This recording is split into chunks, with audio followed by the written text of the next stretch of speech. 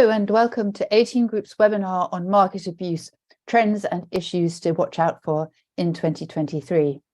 My name is Sarah Underwood. I'm an editor here at 18 Group, and I'm delighted to introduce our expert speaker today, Catherine Lehman, Managing Director at Lehman & Crellin Limited.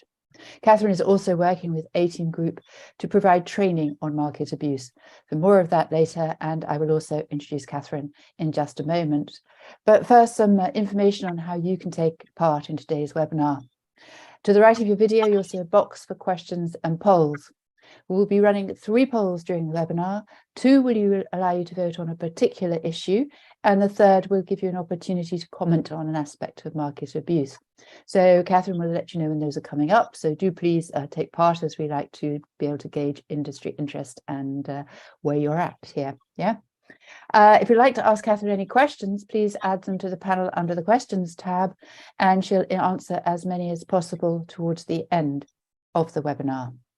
Okay, enough of me, and let me ask Catherine to introduce herself and her company and its collaboration with 18 Group. Over to you, Catherine. Thank you very much, Sarah, and good afternoon, everybody. My name is Catherine Lehman. I run a regulatory compliance consultancy firm, Lehman Crellin. We've recently started a partnership with the 18 Group, as Sarah says, to provide some training, and we're focusing on market abuse today, and we'll tell you a little bit more later on today about one of the training courses that we have available for you. For our discussion this afternoon, I've put together a few facts and some new data just to show you what the UK FCA is looking at in terms of market conduct, so that I can highlight some of the things that you need to be looking out for this year. But before I do that, let's start with a question for you. And I'd like to open our first poll. Our first poll question is, how confident are you that you could provide the regulator with adequate information about your market abuse compliance on request? And you can see we've given you a few options to vote for. While you're having a look at the poll and you're considering how to respond to that poll question, let me just talk to you about what else we're going to cover in our session today. I've structured our conversation this afternoon into 4 broad areas. I just want to do a quick recap of what we saw last year, 2022, and some of the areas where we could see the regulators were getting involved in and expressing concerns about, just as a reminder for you. Then I've got some data for you around some of the enforcement trends and what those look like, and I'll share that with you later on.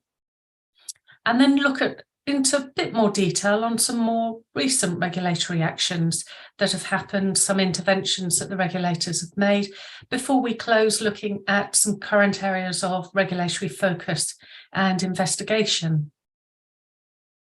Before we get into that, let's have a look at how you've got on with the poll, and we'll put the results of the poll up on the screen here for you so we can all see how you've all voted. So there's quite a variance here. That's interesting. Some of you very confident, some of you not very confident at all, and a very small number of you have no confidence at all. So I'm really pleased to see that most of you are saying, yes, you've got a certain amount of confidence that you could actually provide information to the regulators.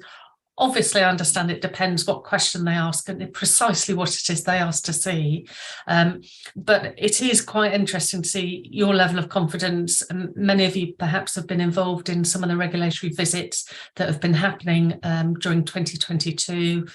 The UK regulator is out doing visits. I know ESMA asked quite a few European regulators to go around and do visits as well. So I think quite a few of us have had that recent experience of having to provide information on request to the regulators. So thank you for voting. We will have 2 more polls later on this afternoon as we work through our webinar this afternoon. But if I can move on and start with our recap of key areas of regulatory interest, and let's start with the FCA strategy. Back in April last year, the FCA published their 3-year strategy, telling us what we could expect from them going into 2025. The FCA talked about market abuse undermining the integrity of the UK financial system, how it can erode confidence and it can lower participation, which is actually to the detriment of all market participants. So the FCA has talked to us about their strategy being enforcement-led, and that's specifically for market abuse. Everything else is largely supervisory-led, but market abuse is the exception. What does that mean? Well, in practice, that means that rather than having a conversation, sometimes a negotiation with your supervisory team, if the FCA sees something relating to market abuse that they don't like, what you'll probably find is you talk to them about it, or they'll come and get some information from you about it, and very rapidly the conversation turns from a discussion with the supervisors quite quickly into a conversation with the enforcement team. And that feels very different, and that's different to how they would normally work it. The FCA has also said that they're extremely concerned about management of inside information. They're focusing particularly on firms and then also issuers of securities, looking at the control framework that those firms have got in place around inside information. And there's a real focus from the FCA about making sure that our suspicious transaction order reporting is accurate and, most importantly, is timely. They want to make sure that they receive information as quickly as possible so that they can step in and act quickly when we start to see issues happening around, particularly around inside information. The FCA has also said that they expect accurate and timely disclosures to be made by firms, and that's something that they're also focusing on, those disclosures that we have to make, so that they can try and reduce that window of opportunity where some bad actors can get involved and exploit opportunities where there is potential to abuse inside information. The FCA has also said that they are continuing to look at our systems and controls more generally around market abuse, specifically looking at our ability to spot and report market abuse. So those stores, that's something that continues to be a real regulatory focus. And they're also looking at monitoring in the primary market. So following up with issuers of securities where they've got concerns about timeliness and accuracy of inside information, or where they see signs of inappropriate disclosures of inside information. The FCA over the next couple of years have also committed to improve their ability to detect market abuse. So they are internally within the FCA making significant upgrades to their own market surveillance systems. That allows them to keep pace with some of the changes that are happening in the market, but it also allows them to take advantage of some of the big data analytics. And that's something that the FCA has had some successes in the past, and certainly in the market abuse side, they've had quite a lot of successes. And that's a model that they're reading across internally within the FCA now, because they found it's been so successful for market abuse. So we can see the FCA is really focused on market abuse. They've committed to taking decisive action when they see and find market abuse. They have committed to using the full range of their enforcement tools, including the criminal and the civil regimes that are available to them, so that they can try and pursue offenders and really deter future wrongdoers from participating in the market and abusing the markets in that way. So now let's have a look at final notices and some of the enforcement activity that we saw from the FCA last year. Well, in 2022, we saw 6 final notices published for market abuse. I included the Metro Bank fine because they were not making appropriate disclosures under the listing rules.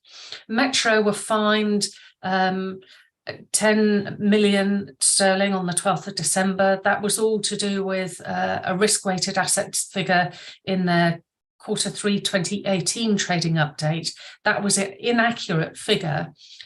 They knew it was an inaccurate figure, and the cost of correcting that issue was really quite substantial. Within Metro, they failed to ensure that their board and their audit committee had considered and properly considered the inclusion of that inaccurate risk-weighted assets figure, and doing that without any kind of qualification. And the bank didn't issue any correction having done that. So the FCA took a very dim view of what had happened, hence that significant fine. BGC brokers, GFI Securities and GFI brokers, they are interdealer brokers. They all use the same compliance department, which was a sort of an internal service entity. Within BGC and all three firms, the surveillance was deficient. It didn't cover all asset classes. They made no suspicious transaction order reports. And many of their market abuse controls were not being operated in practice. For example, they weren't checking personal account dealing. So they got a fine of 4.7 million. So not a small fine either for those firms. Carlo Palombo, he was sentenced to 4 years in prison for Euribor submission fixes while he was at Barclays and was prohibited. Mori Youssef was also responsible for Euribor fixing at Barclays as well, and also received a Crown Court conviction for market manipulation and financial crime, and was prohibited by the FCA. I think Palombo, Mori Youssef, it feels like that's getting to the tail end now, and I hope for their sakes as well, of those cases, the benchmark fixing cases that came out starting in 2015. It's taken a long time for them to prosecute those cases, to conclude them. You can only imagine what the individuals themselves are going through, given it's so many years on and they're still only just concluding their investigations. Sigma Broking. Sigma were a platform offering futures and options trading, and they were a matched principal broker. They added contracts for differences and spread bets to the portfolio of asset classes they were offering, but they only reported one leg of their transactions under their transaction reporting, missing the client side of them. When the FCA had a look, they found that there were 97 suspicious trades that Sigma didn't report. In fact, they didn't report any suspicious transaction order reports. So they were fined 531,600 sterling.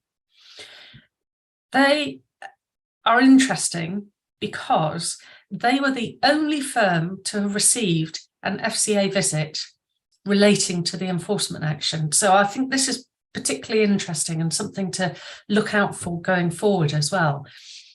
The FCA isn't taking and doing that many on-site inspections. They are doing a lot. They keep saying they're data-led. They really are. They're doing a lot based on data. They're doing a lot of their investigations from the office, or actually most of their staff are remote working, but they're doing a lot of their investigations from their own premises rather than coming out to us and looking in person at what we're doing. So I think that's very interesting. I think that is a trend that we will see continue and grow.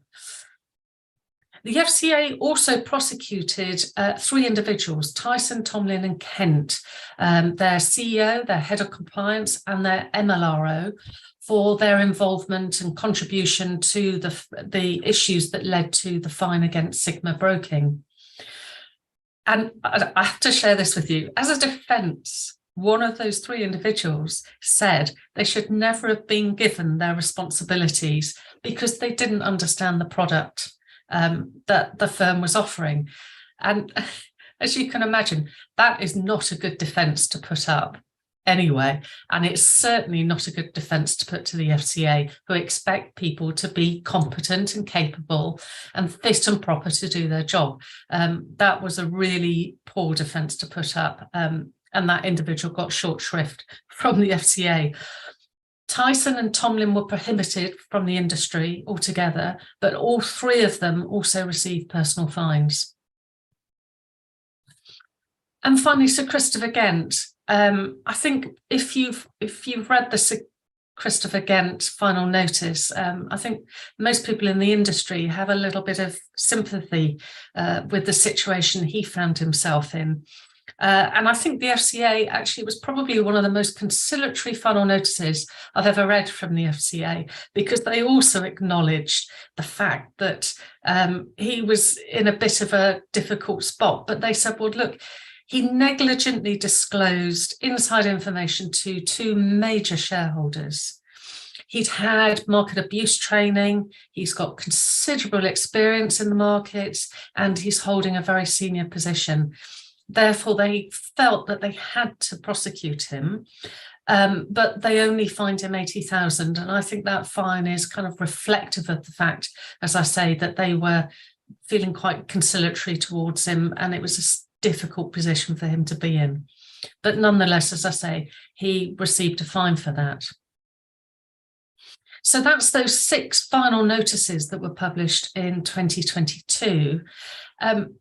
What does the enforcement pipeline look like? Well, on this next slide, I've put together some data for you. And this is based on just my own analysis of the data that the FCA publishes, so that we can have a look and get a bit of a sense of, okay, so how many cases has the FCA got open? What are you looking at? Well, this is showing you how many open cases the FCA has had over the past 5 years. During this period, the FCA issued 22 final notices for market abuse and listing rule breaches. That number jumps to 51 if we add in financial crime prosecutions. So you can see that while many cases are opened, not that many actually result in public censure. And we'd be wrong to assume that no final notice means no action. Enforcement is the end of a very long, painful, very expensive process for everybody involved. So always remember that public censure is not the only tool available to the FCA. And remember what I said earlier, the FCA over the next couple of years is committed to using the full range of tools available to it in pursuing market abuse cases. So that won't just be public censure. There are plenty of private warnings and supervisory actions that go on which just never get into the public domain. And remember, there are significant costs associated with any regulatory investigation. Plus, you also have the costs of remediation that's required. So, well, what's this data that we have here? What's it telling us? Well, you can see from the time period, this data will include the benchmark fixing cases, which came to light in 2015. Remember that also the FCA had a push on stores at the start of this period. They were reminding us about submitting stores, not just about equities, but about all asset classes. I hope some of you remember that. So you'd expect to see an increase in the number of cases opened around about that time, which was sort of broadly about 2018 to 2020. If you then overlay that with a shifting message from the FCA during this time that they're moving towards a more supervisory-led approach in general, but bear in mind their strategy says they're enforcement-led for market abuse.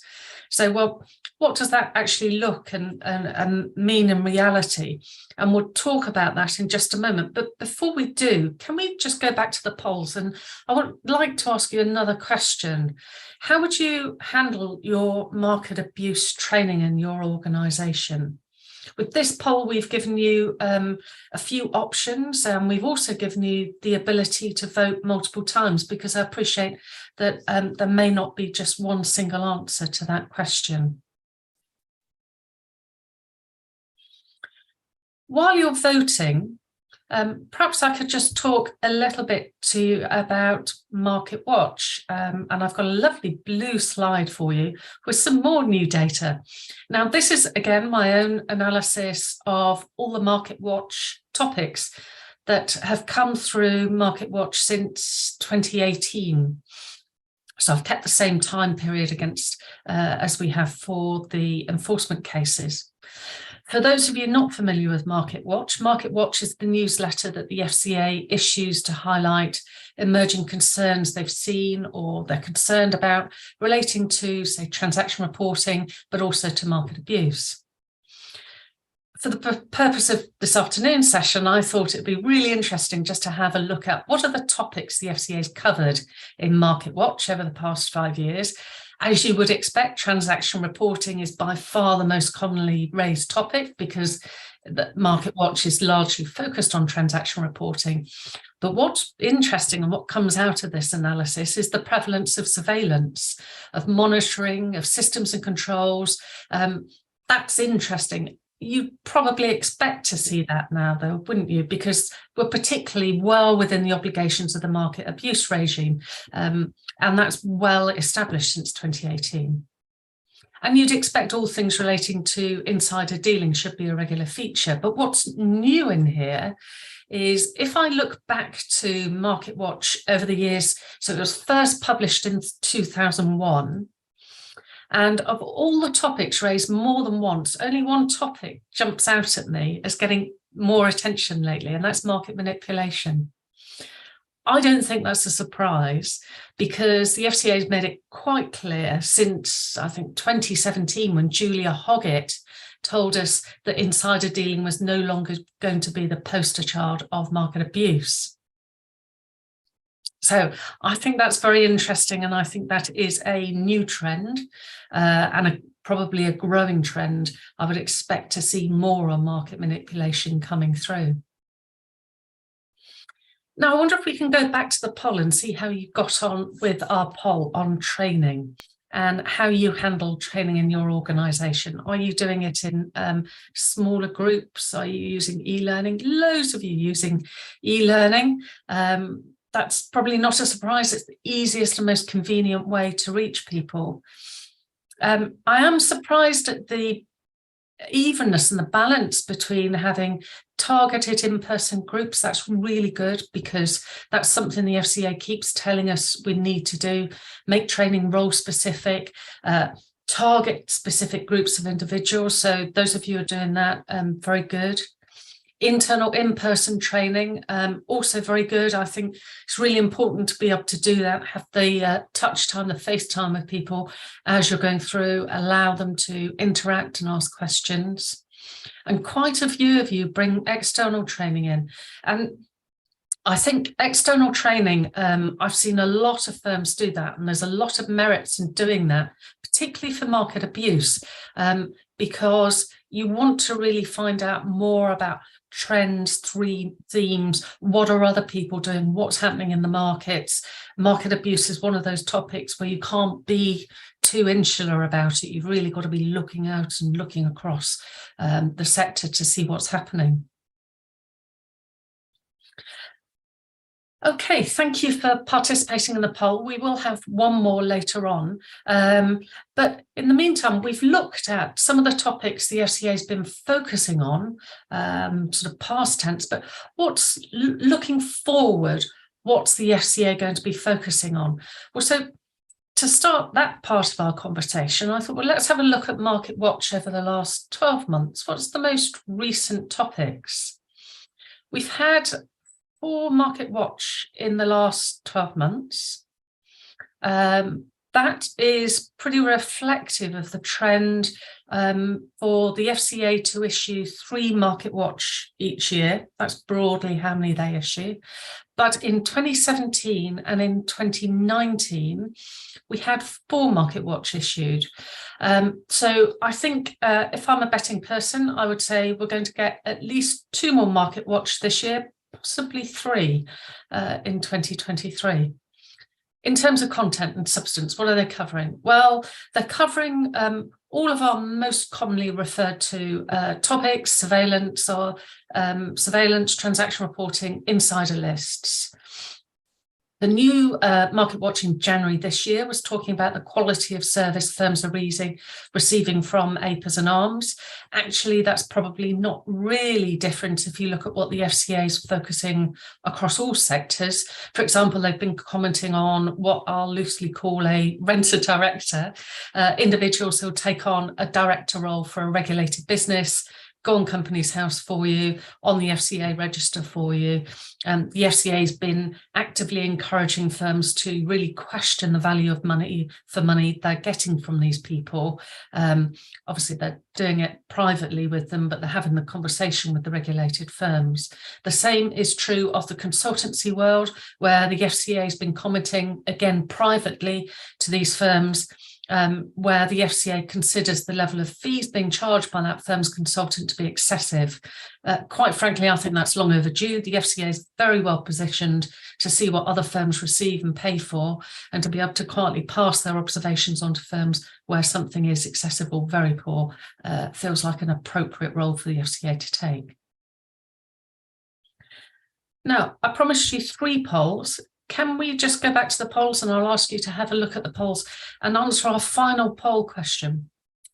And our final poll question for you is, if you could ask a regulator a question on market abuse, what would it be? This is a free-form question. We've not prepared any scripted answers for you. We're genuinely interested, and I suspect you're probably all interested in what everybody else asks as well. Your questions are going to be anonymous, but they will be visible to everybody else. As we've done with the other polls, we will put the results up on the screen. So careful with the words you choose. If you name names or anything like that, just be thoughtful. Remember that everybody else is going to see what you've said.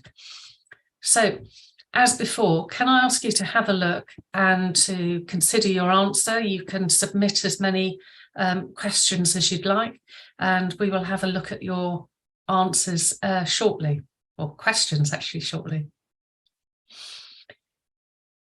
In the meantime, I thought it would be interesting to have a look at the supervisory focus.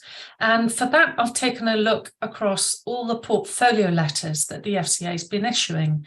Many of these focus entirely on consumer duty, which is the new thing coming in July this year. But the 4 on the slide here are the ones that highlight market abuse as an area of specific supervisory focus. The DSRP portfolio letter, that was the first FCA portfolio letter to entities providing the data reporting services of approved reporting mechanisms and approved publication arrangements, ARMs and APAs. And they're referred collectively by the FCA as data reporting service providers, DRSPs. DRSPs have a role in market transparency, a role in market integrity, and so the FCA's market abuse angle with these firms is really looking at the publication of post-trade transparency reports on behalf of investment firms, the way that their services enhance the transparency and the effective supervision of markets. And so the FCA is particularly focused on how those firms comply with their obligations that come to them under MiFIR, MiFID, and the Market Conduct Sourcebook. So they are focused on that area. They're also focused on the alternative sector, which is the asset management side. In the asset management side, the market abuse focus for them is largely around opting up clients where they are maybe retail or elective professional investors, making sure that investors are not misclassified, making sure that they're checking firms' business models, making sure that they've got robust systems and controls in place to prevent market abuse. And they've expressed concern that this particular sector, their controls really are lagging behind other sectors in terms of the market abuse control framework that they've got in place. Then we have the CFD sector, and the CFD sector, the FCA really packed their punches with that sector. They've said they are lagging a long way behind other sectors. They have poor systems and controls. Some of these firms are being used as conduits of financial crime and also insider dealing. So they're particularly concerned around that area of CFD firms. They've given them credit for revising policies, improving monitoring and exiting certain clients, but they still feel that they're not getting enough suspicious transaction order reports from the CFD sector, and they still feel that the controls in some of those firms is particularly weak. And they've expressly called out Market Watch 69 as one that they expect the CFD firms to spend a bit of time on implementing, checking that they really are meeting those standards. And then the fourth portfolio letter went to wholesale brokers. And for the wholesale broker sector, they were concerned about personal account dealing, and their concerns on personal account dealing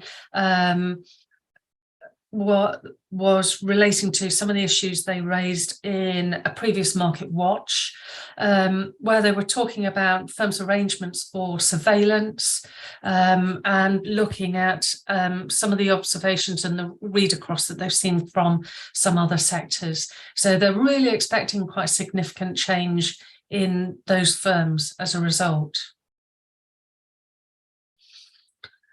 So what does all of this mean for you? Well, I've tried to sum that up for you here. I think really just because some of the data I've shared with you shows less, say, enforcement activity and fewer visits, don't read into that as meaning you're less likely to be looked at by the FCA. As I say, they're working remotely. They're doing things from their desks that they used to do on site during visits, and that means that they can cover a lot more firms than they used to. It also means that you won't know that they're looking at you if they're looking at data. So you really need to expect them to be using the data that they're receiving from you. So make sure you've got someone in your firm looking across all your regulatory returns and plucking out themes and trends from that data, as much as plucking out errors and omissions from that, because you can be certain the FCA is doing just that. And wouldn't you rather spot that error or that trend well before the FCA picks the phone up to tell you about it? So for that reason, if you make the assumption that you are being looked at, even if you're hearing nothing, that means you need to be testing your control framework works effectively. And actually what some firms are doing now is running a scenario through their surveillance to make sure it really does pick up that spoofing case or that personal account dealing breach. And that way they can tell the FCA that they know their surveillance is effective when the FCA comes asking. Above all, I'd say be proactive. Remember Principle 11. When you spot that error or omission, or you know that you've dropped a routine report to the FCA that will show a new trend or that you're doing something differently, ping the FCA a quick note to tell them what they'll be seeing. You'll save them an internal investigation and you'll save yourself a phone call. So I wonder if we can go back to that final poll question. If you can ask a regulator a question on market abuse, what would it be? I'm curious to know what you've all said. What should these firms focus on in 2023 for market abuse? When judging market abuse, how are criteria for cases determined? How does FCA perceive the role of whistleblowers? Samples. This is why public enforcement actions are important. Some good questions here. Interesting questions. I wonder if I can have a go at answering one or two of these for you. Appreciate I'm not the FCA, and this is a question you're asking the FCA. But what should asset management firms focus on in 2023 for market abuse? Well, there are a number of things that they called out in their letter, that portfolio letter that I mentioned earlier, that went to, appreciate it went to the alternative sector, but they were particularly concerned about some of the control frameworks in the asset management sector. They're particularly concerned about insider dealing in the asset management sector. There are also want to make sure in the asset management sector that clients are being appropriately classified so that they get the right protections and the regulatory protections, making sure that asset managers have got robust systems of controls in mitigating the risk of market abuse, making sure that there's a good culture within an asset management firm around detection and prevention of market abuse in the firm, and making sure that their controls are tailored to their own business model. So those are some of the sorts of things that the FCA has talked about for asset managers. There's a question here about judging market abuse. How are criteria for cases determined? There isn't really a matrix or anything, to my knowledge. I don't believe the FCA uses anything particularly like that. The criteria for whether or not to take a case is how serious is the breach or alleged breach, what's the sort of likely size, scale, shape of the abuse or the manipulation that's taken place. Does it look like it's systemic within the firm? So is it a firm-related action, or actually is it relating to an individual? And then remember credible deterrence. So the FCA also looks at, okay, is this something that we can leverage as a regulator to get a message out to the rest of the industry to say, look, we've seen this happen and here's our view, and it's clearly a very strong message. That is something that they would take into account as well.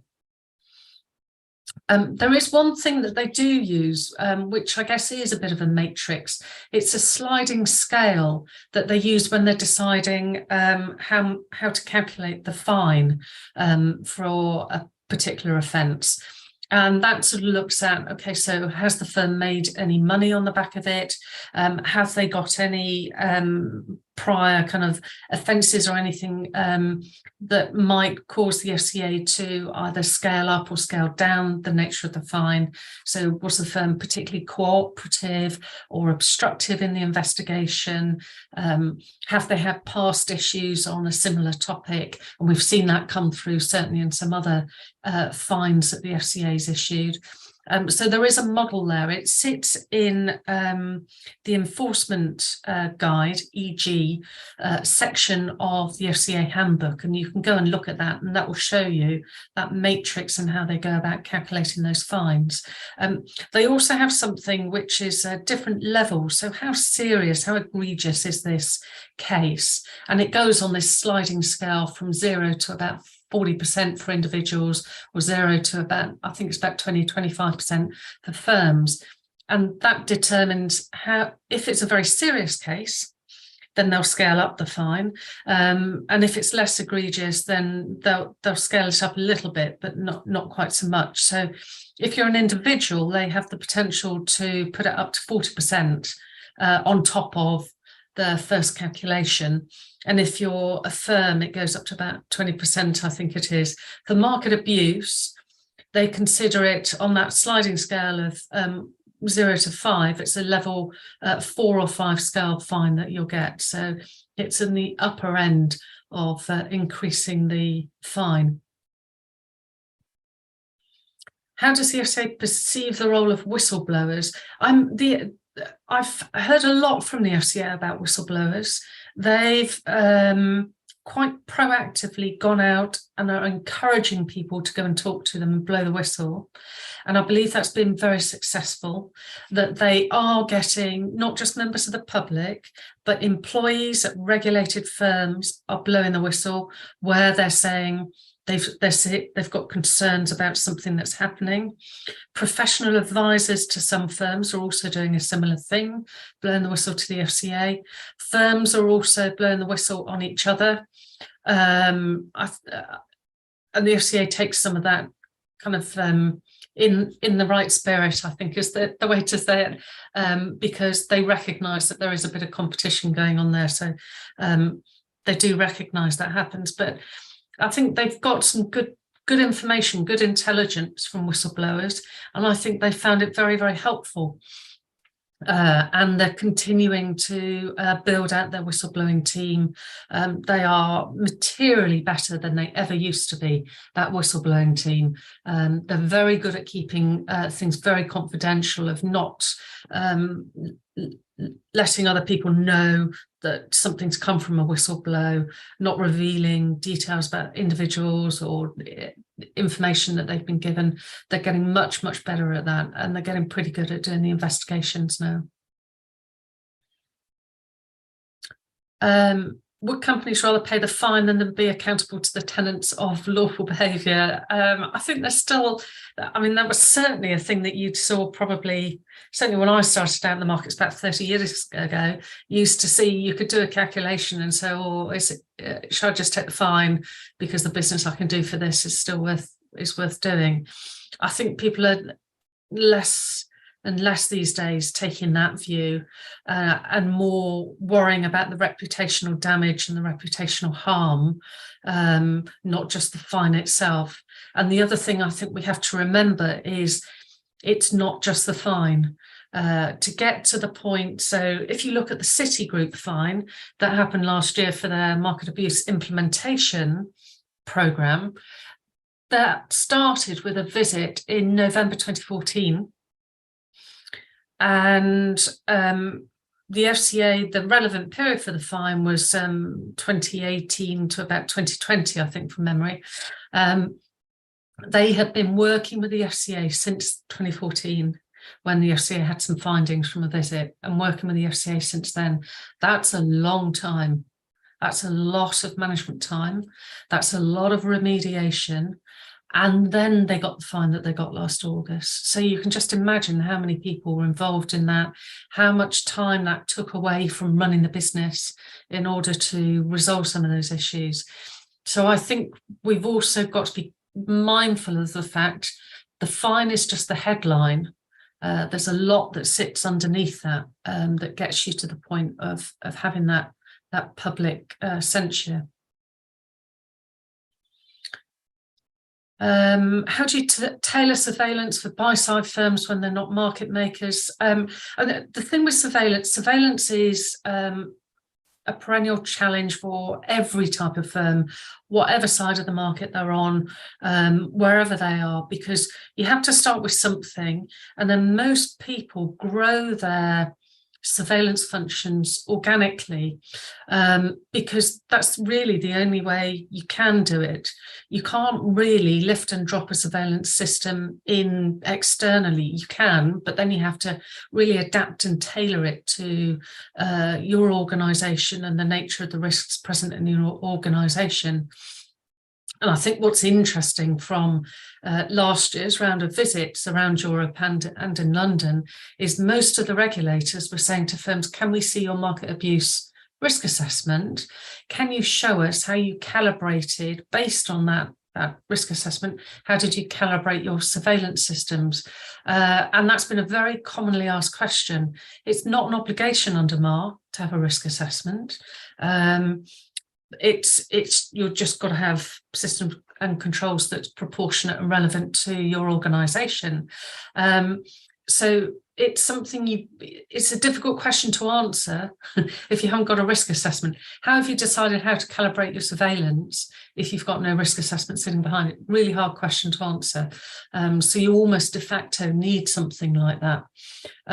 So it's very, very, very challenging, very difficult to do. And as I say, most people are doing that organically. And CFDs, I think we talked a little bit about CFD firms earlier when we were talking about portfolio firms. So I hope that's helpful. I've attempted to answer a lot of your questions. I wonder, Sarah, if we have any further questions that people would like to ask us, and maybe while we call for people to ask us some questions, perhaps I could just talk a little bit about our training. Sure, please go ahead. We do have some questions, so let's hear about the training and then we'll get to some of the audience questions. Okay, marvellous.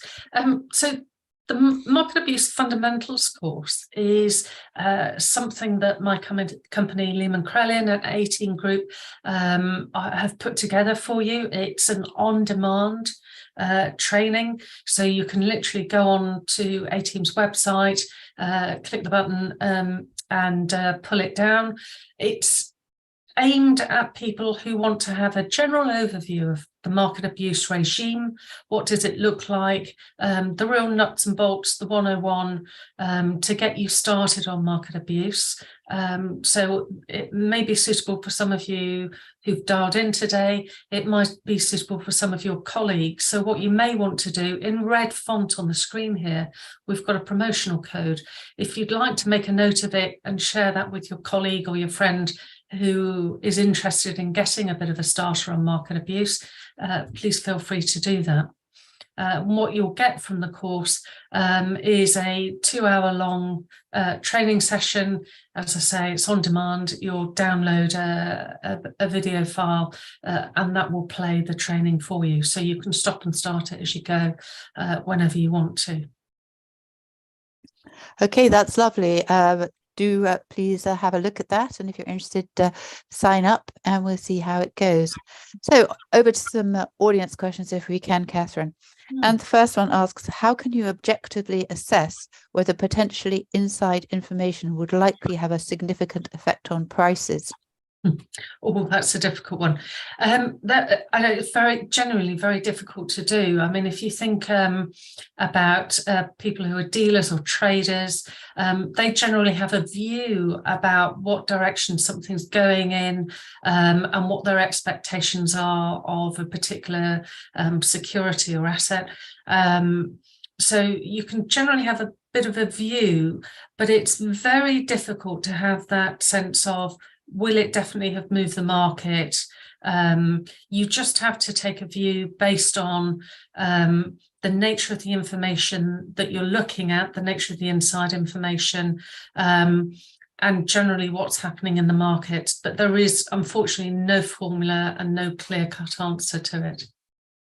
Okay, thank you. And another one. Are firms recording people as insiders unnecessarily?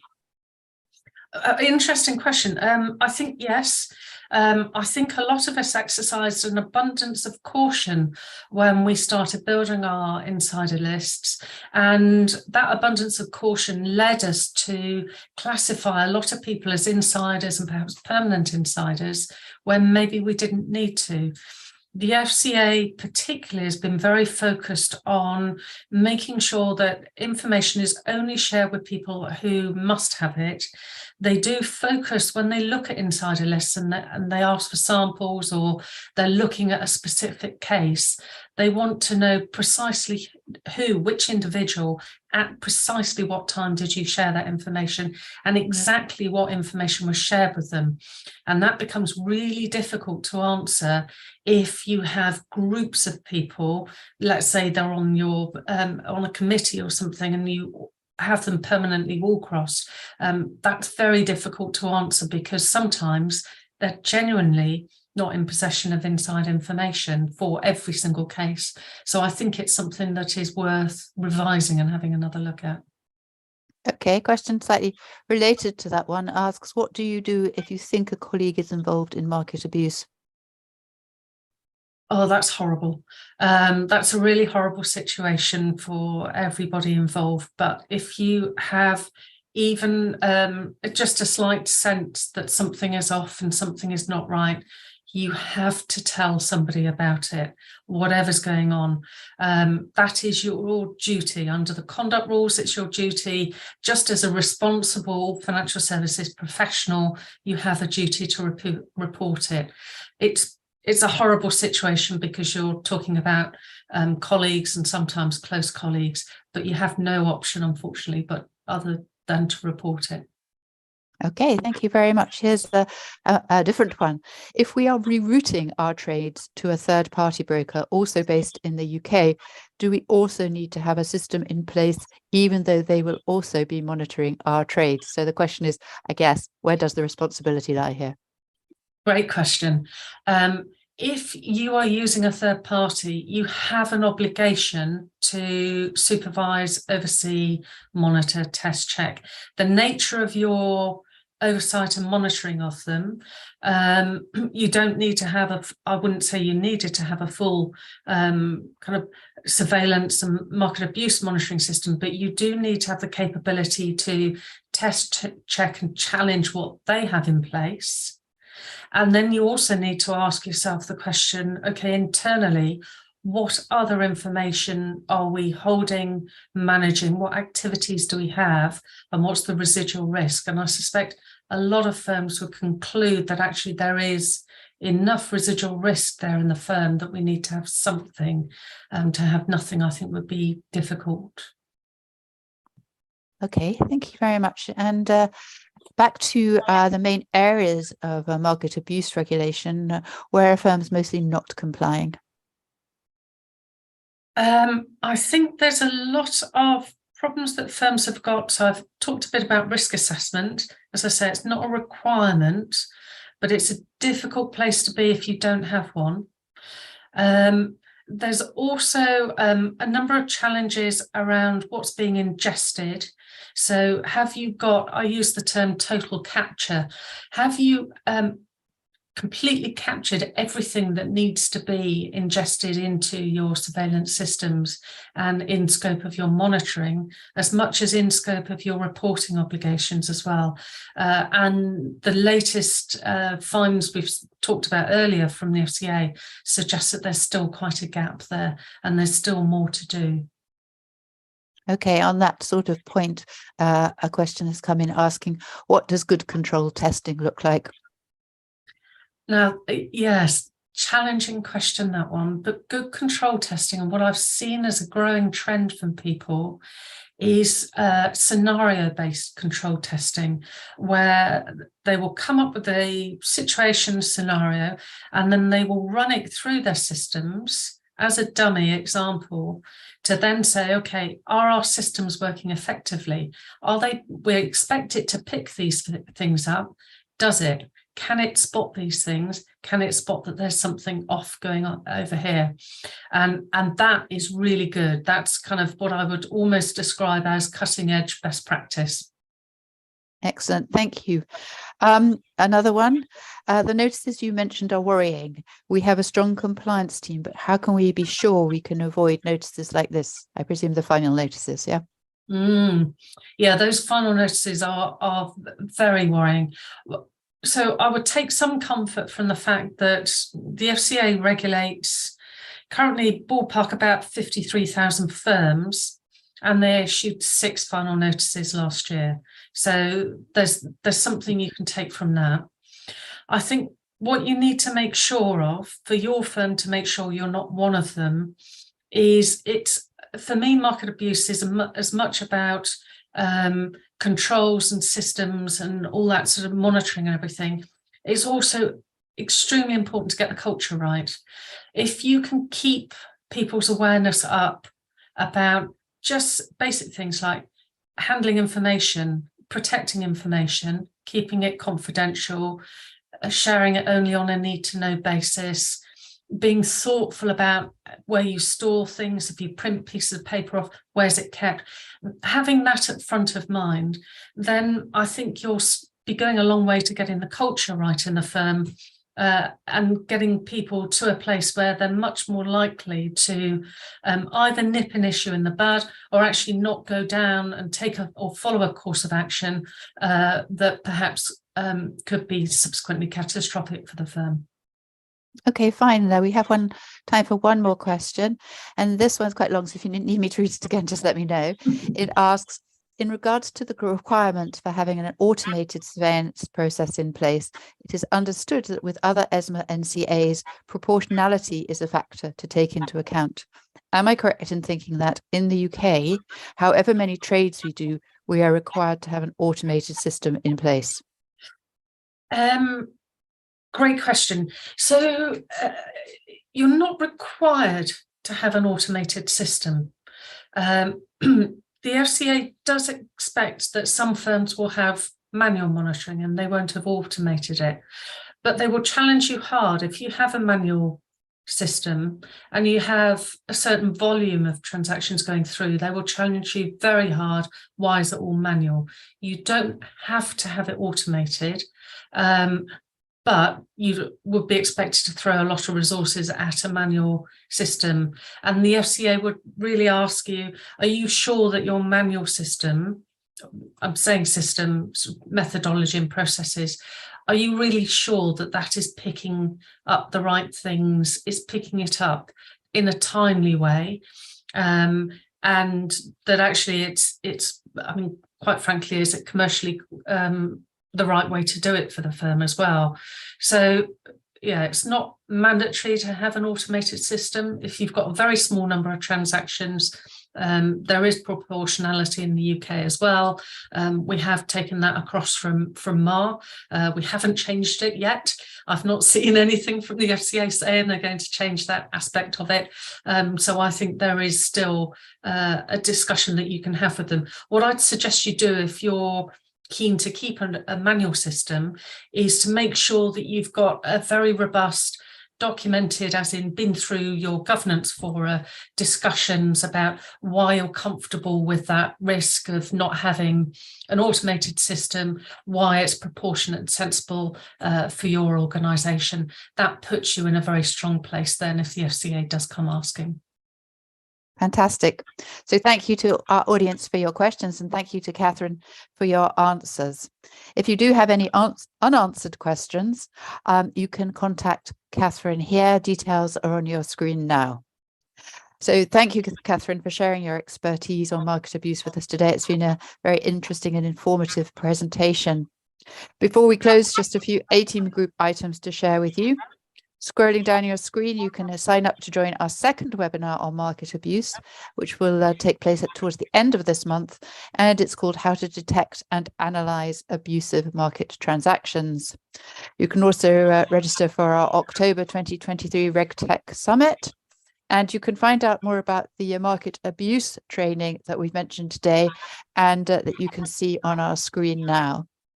That said, that's it for today. So thank you again to Catherine, and thank you to all of you who've taken part in the webinar.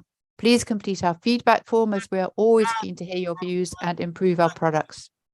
Meantime, thanks again and goodbye.